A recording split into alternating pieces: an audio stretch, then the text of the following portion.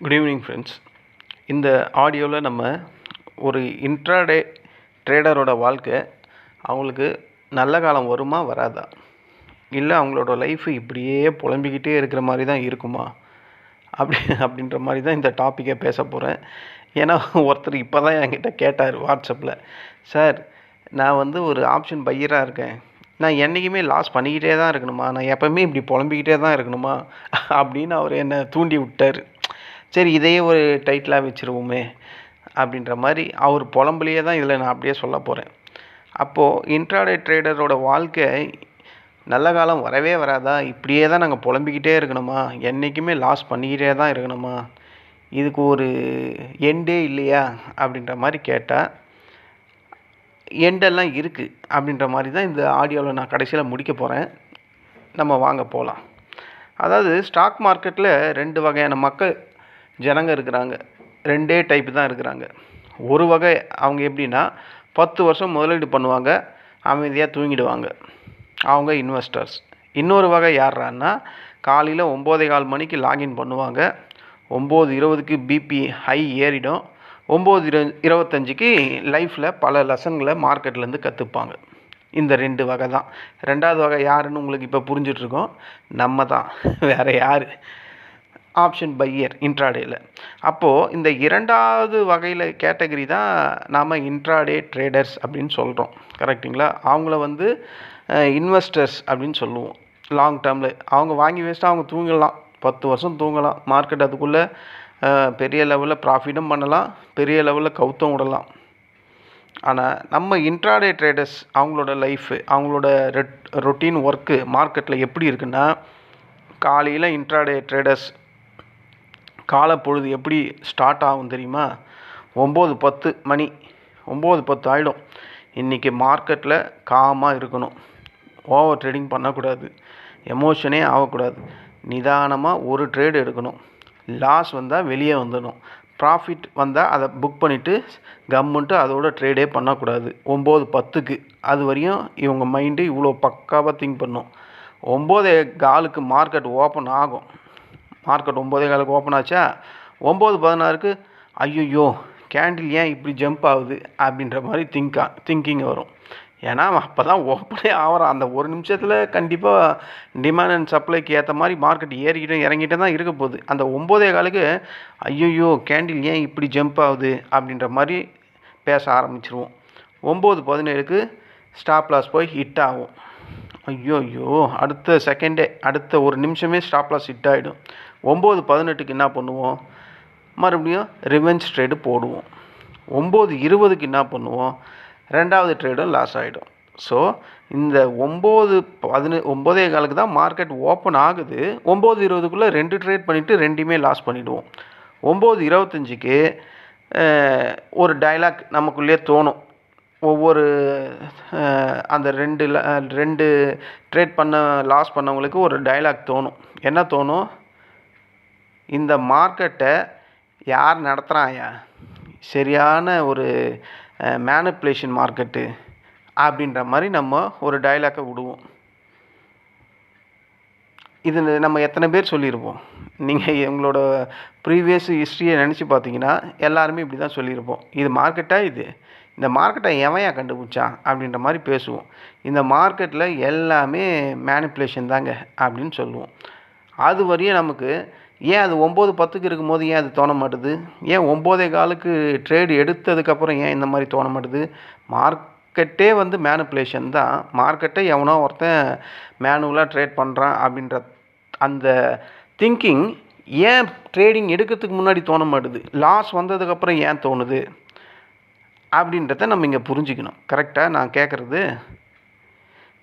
அதாவது மார்க்கெட்டுக்கு நம்மளோட எக்ஸிஸ்டன்ஸ் எல்லாம் தெரியாது, அதுக்கு அதுதான் அர்த்தம். நம்ம தான் மார்க்கெட்டுக்கு ஏற்ற மாதிரி புரிஞ்சு நடந்துக்கணும். ட்ரேடர் பொதுவாகவே ஆப்ஷன் ட்ரேடர்களுக்கு ஒரு பழக்கம் இருக்கும். இது உலகம் ஃபுல்லாகவே அப்படி தான் சொல்கிறாங்க. நான் படித்த புக்குலேயும் சரி, நான் பழகின ஃப்ரெண்ட்ஸ்லேயும் சரி, இந்த ஆப்ஷன் ட்ரேடிங் சம்மந்தமாக இருக்கிற நட்பு வட்டாரமும் சரி, யூடியூப் சர்க்கிளும் சரி, அவங்களுக்கு யூனிவர்சலாக இருக்கக்கூடிய ஒரு ஹேபிட் என்ன தெரியுங்களா? ப்ராஃபிட் ரூ. 10 வந்தால் அந்த ரூ. 10 ப்ராஃபிட்டை போய் டக்குன்னு புக் பண்ணுருவாங்க. இது போதும் இன்றைக்கி, சரியாக இன்றைக்கி இந்த ப்ராஃபிட் நமக்கு இதுவே போதும் அப்படின்ற மாதிரி அவங்களே திங்க் பண்ணிவிட்டு அதில் போய் எக்ஸிட் பண்ணிவிடுவாங்க. இதை எத்தனையோ பேர் பண்ணியிருக்காங்க, நான் கூட பண்ணியிருக்கேன், நான் ஒத்துக்கிறேன், நானும் அப்படி தான் பண்ணியிருக்கேன். லாஸ் வந்துட்டால் மட்டும் என்ன பண்ணுவாங்க தெரியுமா? ரூ. 10 வரும்போது புக் பண்ணுற அந்த ப்ராஃபிட், அந்த மைண்ட் செட்டு ரூ. 2000 லாஸஸ் வரும். ரூ. 2000 லாஸஸ் வரும்போது அவங்க என்ன திங்க் பண்ணிக்கிட்டு இருப்பாங்கன்னா, கண்டிப்பாக இப்போ ரிவர்ஸ் ஆகிடும். நான் எத்தனையோ வாட்டி மார்க்கெட்டில் பார்த்துருக்கேன், ரிவர்ஸ் ஆகிருக்கு, இப்போ இன்னும் கொஞ்சம் நேரத்தில் ஆகிடும் பாரு அப்படின்னு அவனை தட்டி கொடுத்து பேசிகிட்டு இருப்பான். இன்னும் கொஞ்சம் நேரம் வெயிட் பண்ணலாம், அந்த இன்னும் கொஞ்சம் நேரம் வெயிட் பண்ணலாம் அப்படின்னு அந்த சொல்கிற அந்த தாட்ஸ் தான் ரூ. 2000 லாஸஸை ரூ. 4000 கொண்டு போயிடும். அதுக்கு தான் உடனே ரூ. 2000 லாஸ் 4000 போனோடனே என்ன சொல்லுவாங்க, என்ன நம்ம நினைப்போம், இதுக்கு தான் நான் அப்போவே சொன்னேன், ரூ. 2000 இருக்கும்போதே வெளியே வந்திருக்கணும் அப்படின்னு மனசாட்சி உங்களை கேள்வி கேட்கும். அதாவது இதுக்கு என்ன அர்த்தம்னா, மார்க்கெட்டில் ஒரு ப்ராஃபிட் வந்தால் பேஷன்ஸாக இல்லாமல் அதை போய் இருக்கிற ப்ராஃபிட்டை புக் பண்ணுறோம். இதுவே லாஸ் வந்தால் அந்த இடத்துல அந்த கான்ஃபிடென்ட் எங்கேருந்து வருதுன்னே தெரியல, திரும்பிடும், இன்னும் கொஞ்சம் வெயிட் பண்ணலாம். இந்த ஹோப்பும் இந்த கான்ஃபிடென்ட்டும் தான் மார்க்கெட்டுக்கு எனிமி. குறிப்பாக ஆப்ஷன் பையருக்கு, பொதுவாகவே ட்ரேடர்ஸ்க்கு இந்த ஹோப்பும் இந்த கான்ஃபிடென்ட்டும் தான் மிகப்பெரிய எனிமி. இதை தான் நம்ம சுற்றி சுற்றி பேசிக்கிட்டு தான் இருப்போம். இதையே தான் வேறு மாதிரி ஒரு சுச்சுவேஷனில் நம்ம திங்க் பண்ணலாம். இப்போ நம்ம ட்ரேட் பண்ண போகிறோம், சார்ட்டை பார்த்துட்டு டிசிஷன் எத்தனை பேர் எடுக்கிறோம்? இப்போது இந்த இன்ஸ்டாகிராமில், ஃபேஸ்புக்கில், ட்விட்டரில், டெலகிராம்லலாம் கால் கொடுக்குறாங்க. அவங்க கொடுக்குற காலை சார்ட்டில் போயிட்டு எத்தனை பேர் பார்த்துட்டு, எத்தனை பேர் அந்த ஓஏ செக் பண்ணிவிட்டு அந்த காலை போய் நீங்கள் ட்ரேட் பண்ணுறீங்க? எத்தனை பேர் பண்ணுவீங்க? ஒருத்தரை கூட பண்ண மாட்டோம். அப்போ சார்ட்டை பார்க்குற அந்த மெத்தடே நம்மக்கிட்ட கிடையாது. அவன் ஏதோ ஒன்று சொல்கிறான், நம்ம அதை பண்ணுறோம். ப்ராஃபிட் வந்தால் சூப்பராக கால் கொடுக்குறான்டா, லாஸ் வந்தால் அவன் கொடுக்குற கால் எல்லாமே லாஸ் தான்டா ஆகுது. ஏன் உன் காசு தானே நீ ட்ரேட் பண்ணுற, ஏன் உனக்காக உன் காசுக்காக நீ போய் அந்த சார்ட்டை பாரு, அவனை நம்பி ஏன் ட்ரேட் பண்ணுற அப்படின்ற கொஸ்டின் நீங்கள் உங்களை கேட்டுக்கணும். இந்த சார்ட்டையும் இந்த ஓஐ சார்ட்டையும் பார்க்காம நம்ம முதல்ல போய் ட்ரேட் எடுத்துருவோம். அதுக்கப்புறம் ட்ரேட் எடுத்ததுக்கப்புறம் மார்க்கெட் கொஞ்சம் இறங்கும், மார்க்கெட்டில் ஏதாவது ஒரு நெகட்டிவ் நியூஸ் இருக்கும், உடனே கூகுளில் போய் செக் பண்ணுவோம். அங்கே போய் ரிசர்ச் பண்ணால் இன்றைக்கி ஏன் நிஃப்டி ஃபால் ஆச்சு அப்படின்ற மாதிரி பார்ப்போம்.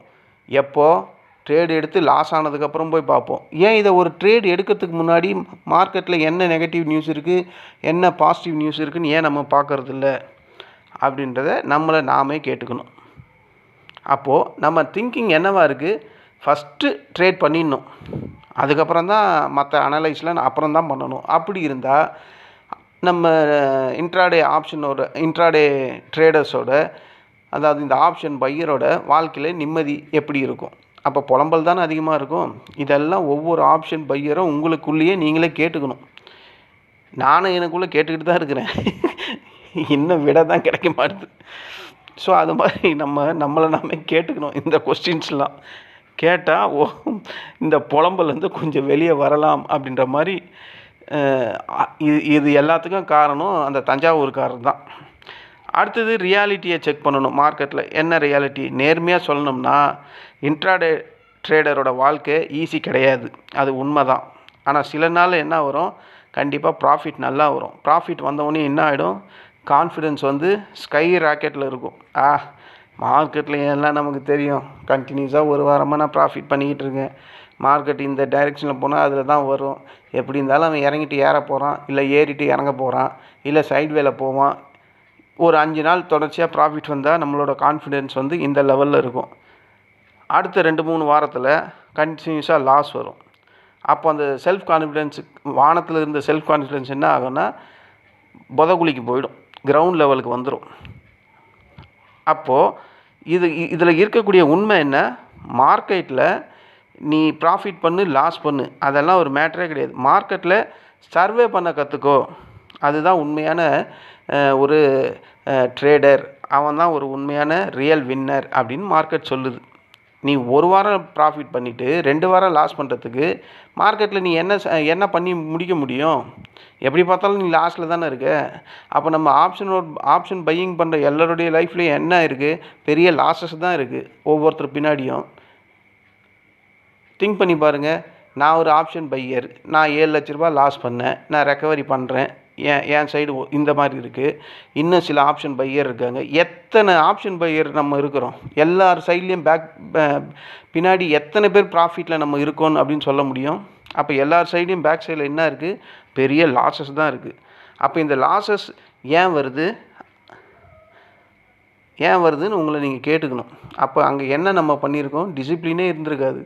கரெக்டான மெத்தட்ஸ்லேயே ட்ரேட் எடுத்துருக்க மாட்டோம். எவனோ ஒருத்தன் கால் கொடுக்குறத நம்பி சார்ட்டையும் பார்க்க மாட்டோம். மார்க்கெட்டில் என்ன நியூஸ் இருக்குன்னு நம்ம பார்க்க மாட்டோம். அவன் சொல்கிறத நம்பி அப்படியே ட்ரேட் பண்ணுவோம். அவன் வெயிட் பண்ணுங்கன்னு சொன்னால் லாஸஸில் இருக்கும், அதுக்காக வெயிட் பண்ணிக்கிட்டு இருப்போம். அவனுக்கு மறுபடியும் ஃபோன் பண்ணால் இல்லை வெயிட் பண்ணுங்கள் இன்னும் சொல்லுவான், இன்னமும் வெயிட் பண்ணிக்கிட்டு இருப்போம். அவன் ஃபோனே எடுக்கலாம், அப்பவும் வெயிட் பண்ணிக்கிட்டு தான் இருப்போம். அதை போய் அந்த லாஸஸை புக் பண்ணி வெளியே வரணுன்ற அந்த தாட்ஸ் வரவே வராது. ஏன்னா நமக்கு அதில் அது சம்மந்தமான நாலேஜ் இருந்தால் அவனை நம்பி ஏன் நம்ம ட்ரேட் பண்ண போகிறோம்? எவனோ ஒருத்தன் சொல்கிறத நம்பி. நானும் எத்தனையோ கால்ஸு கொடுக்குறவங்கள பார்த்துட்டேன். எல்லாமே நார்த் இந்தியன்ஸ் தான், ஃபுல்லாக நார்த் இந்தியன்ஸ் தான். எனக்கு கூட 2 நாளைக்கு முன்னாடி ஒரு டெலகிராம்லேருந்து ஒரு இந்த மாதிரி நாங்கள் இத்தனை கால்ஸ் கொடுக்குறோம், இவ்வளோ பண்ணுங்கள், 4000 ரூபா ஃபீஸ் கட்டணும், அப்படி இப்படின்லாம் வந்தது. சரி தான், அங்கே சுற்றி இங்கே சுற்றி கடைசியில் என்கிட்ட எனக்கு இந்த மாதிரி டெலகிராமோ இல்லை இன்ஸ்டாகிராமோ இல்லை ஃபேஸ்புக்கோ இல்லை வாட்ஸ்அப் காலே வரவே வராது. அந்த மாதிரி கால் வந்தால் நான் உடனே பிளாக் லிஸ்ட்டில் போட்டுருவேன். அதை மீறியும் ஒன்று வந்துடுச்சு 2 நாளைக்கு முன்னாடி. இப்படி தாங்க போட்டுருந்தான் நான் சொன்ன மாதிரி. அப்போது மார்க்கெட்டில் நீ ப்ராஃபிட் பண்ணு லாஸ் பண்ணு, மார்க்கெட் அதெல்லாம் பார்க்காது. நீ மார்க்கெட்டில் சர்வே பண்ண முடியுதா? நீ சர்வே பண்ணனா ஒரு பெரிய லாரி ஃபுல்லாக பணத்தை வச்சுக்கிட்டு ஒவ்வொரு நாளும் லாஸ் பண்ணிக்கிட்டே இருக்கணும். கேட்டால் நான் மார்க்கெட்டில் சர்வே பண்ணிக்கிட்டே இருக்கேன் அப்படின்னு சொல்கிற சர்வே தேவை கிடையாது. இருக்கிற அந்த கேபிட்டலில் ஒரு வாட்டி கொண்டு வந்த கேபிட்டலில் லாஸ் பண்ணாமல் அதையே வச்சு சர்வே பண்ணி ப்ராஃபிட் கொண்டு வரான் பார்த்தியா, அவன் தான் ரியல் வின்னர்ஸ், ரியல் ட்ரேடர்ஸ் அப்படின்னு மார்க்கெட் சொல்லுது. அப்போது நீங்கள் ஒரு ட்ரேட் பண்ணுறதுக்கு முன்னாடி அந்த ட்ரேடோட ஸ்ட்ராட்டஜியை பார்த்துக்கணும். டிசிப்ளின் வேணும். டிசிப்ளினாக ட்ரேட் பண்ணால் மட்டும்தான், ஸ்டாப்லஸை கரெக்டாக யூஸ் பண்ணால் மட்டும்தான் ஒரு நாளில் மார்க்கெட் உங்களுக்கு கண்டிப்பாக ஒரு ரிவார்டு கொடுக்கும். ரிவார்டுனா உங்களுக்கான ப்ராஃபிட்டை கொடுக்கும். இந்த டிசிப்ளினும் இந்த ஸ்டாப்லஸ் ஃபாலோ பண்ணுற இதுவும் உங்கள்கிட்ட இல்லைன்னா மார்க்கெட் உங்களை என்றைக்குமே புலம்ப தான் வைக்கும். இன்றைக்கி புலம்புனார் பார்த்தீங்களா தஞ்சாவூர்காரரு, அது மாதிரி புலம்பிக்கிட்டு தான் இருக்கணும். அப்போது நம்ம என்ன பண்ணணும், என்ன கற்றுக்கணும் அப்படின்றது இப்போ உங்களுக்கு புரிஞ்சிட்ருக்கும். இன்ட்ரா ட்ரேடருக்கு நல்ல காலம் வரணும்னா இல்லை வர்றதுக்கு நீங்கள் என்னென்ன பண்ணணுன்னா ஸ்ட்ராட்டஜி வேணும், பேஷன்ஸ் வேணும், ரிஸ்க் கண்ட்ரோல் வேணும். இந்த 3 சேர்ந்த மாதிரி இருந்தால் உங்களுக்கு இன்ட்ராடே ட்ரேடருக்கு கண்டிப்பாக ஒரு நாள் நல்ல காலம் வரும். இந்த பேஷன்ஸு, இந்த ஸ்ட்ராட்டஜி, இந்த ரிஸ்க் கண்ட்ரோல், இந்த 3மே உங்கள்கிட்ட இல்லைன்னா எப்போவுமே புலம்பிக்கிட்டே இருக்க வேண்டிய வாழ்க்கை தான் நமக்கு கிடைக்கும். இப்போ நான் இந்த மாதிரி சொல்லியிருக்கேன். நாளைக்கு லாஸ்ட் டே, இந்த வீக்கோட லாஸ்ட்டு ஒர்க்கிங் டே ட்ரேடிங்கில். நாளைக்கு காலையில் 9:10க்கு நான் சொன்ன மாதிரி எத்தனை பேர் ஆக்டிவாக இருப்பீங்க? எல்லாருமே அப்படி தானே இருப்போம். என்ன நினச்சிக்கிட்டு உட்காருவோம்? நாளைக்கு கண்டிப்பாக ப்ராஃபிட் பண்ணுறோண்டா நம்ம அப்படின்னு நினச்சி உட்காருவோம். 3:30 மணிக்கு பார்த்தா டோட்டலாக டிஸப்பாயிண்டட் ஆகி எல்லாத்தையும் லாஸ் பண்ணி வச்சுருப்போம். அப்போது என்ன தோணும்? திங்கக்கிழமை நான் பார்த்துக்கிறேன் மார்க்கெட்டை, இன்றைக்கி லாஸ் பண்ணிட்டேன், ஆனால் திங்கக்கிழமை நான் விடவே மாட்டேன் அப்படின்ற மாதிரி திங்க் பண்ணுவோம்.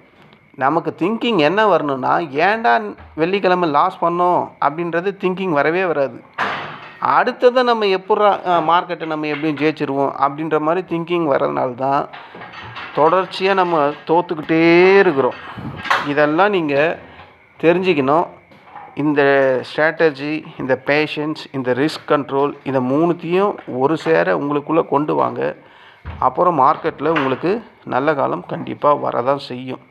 அது வரைக்கும் கண்டிப்பாக இந்த 3த்தையும் நீங்கள் கற்றுக்கணும். அதுக்கான சில பணத்தை இழந்து தான் ஆகணும் மார்க்கெட்டில். ஏன்னா எக்ஸ்பீரியன்ஸ் கிடைக்கணுமே. சில பண ரூபாவை இழந்தால் தான் உங்களுக்கு அனுபவம் கிடைக்கும். அந்த அனுபவத்தை வச்சு இழந்த பணத்தை மீட்டு எடுக்கணும். அதுக்குன்ட்டு பணத்தை விட்டுக்கிட்டே இருக்கணும். அப்புறம் நீங்கள் தானே சொன்னீங்க மார்க்கெட்டில் பணத்தை விட்டால் தான் அனுபவம் கிடைக்கணும். நான் இன்ன வரையும் விட்டுக்கிட்டே இருக்கேன். எத்தனை வருஷமா? 5 வருஷமா. அப்புறம் இந்த மாதிரி இருந்தால் பணத்தை விட்டுக்கிட்டே தான் இருக்கணும். அப்போ மார்க்கெட்டில் நமக்கு நல்ல காலம் என்றைக்குமே வராது. இது கொஞ்சம் காமெடியாகவே போயிடுச்சுல்ல இந்த காணொளி. சரி, எனக்கு அவர் வந்து போகிறாரு அந்த தஞ்சாவூர்காரர். அதனால் அவர் சொன்னதெல்லாம் இப்படி தாங்க இருந்தது. அதனால் அதை அப்படியே ஃப்ளோவாகவே சொல்லிட்டேன். அப்போது ப்ராஃபிட் வர்றதுக்காக நம்ம ட்ரை பண்ணணும். மார்க்கெட்டை நம்ம முதல்ல ரெஸ்பெக்ட் பண்ணணும். ரெண்டாவது கேபிட்டலை ப்ரொடெக்ட் பண்ணணும். அதுக்கப்புறம் ப்ராஃபிட் தானாகவே வரும். அது வரைக்கும் நான் சொன்ன அந்த 3த்தையும் நம்ம ஃபாலோ பண்ணணும். முடிஞ்ச அளவுக்கு மார்க்கெட்டில் சர்வே பண்ணணும். ஃபஸ்ட்டு அதுதான் வேணும். இந்த சர்வே பண்ணுறது ஒன்று இருந்துட்டால் ஆட்டோமேட்டிக்காக ப்ராஃபிட் தானாக வரும். அப்போது ஒவ்வொருவோட இன்ட்ராடே ட்ரேடர்ஸோட வாழ்க்கை நம்ம நினச்ச மாதிரி நல்ல காலம் அமையறதுக்கான வாய்ப்புகள் இருக்குது. அப்படி இல்லையா, நம்மளால் முடியலன்னா அதுக்கப்புறம் என்ன சொன்னேன், எப்போவுமே புலம்பிக்கிட்டே இருக்க வேண்டிய அந்த நிலைக்கு போயிடுவோன்றது உண்மையாகிடும். அப்போது நீங்கள் புலம்பணுமா இல்லை நல்ல நிலைமைக்கு போகணுமான்றதை நம்ம தான் முடிவு பண்ணிக்கணும். நம்ம முடிவு பண்ணுறதுக்கான விளக்கமும் சொல்லிட்டேன், பண்ணலைன்னா என்ன ஆகணும்னு சொல்லிட்டேன். இந்த ஆடியோ உங்களுக்கு பிடிச்சிருந்தா என்னுடைய சேனலை சப்ஸ்கிரைப் பண்ணுங்கள். உங்களோட புலம்பிக்கிட்டே இருக்க போகிறீங்களா, இல்லை எனக்கு நல்ல காலம் வரும் அப்படின்ற மாதிரி நான் எதிர்பார்த்துட்ருக்கேன் அப்படின்னு நினைக்கிறீங்களா? எந்த ஒரு கருத்தாக இருந்தாலும் யூடியூப் கமெண்டில் சொல்லுங்கள். ஒரு ஜாலியாக சொல்லுங்கள். இதில் ஒன்றும்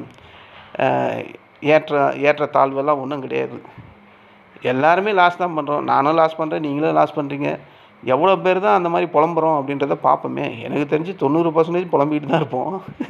இருந்தாலும் எப்படியாப்பட்ட புலம்பல்லாம் இருக்குது அப்படின்றத தெரிஞ்சுக்கிறதுக்காக கேட்குறேன். நன்றி, வணக்கம்.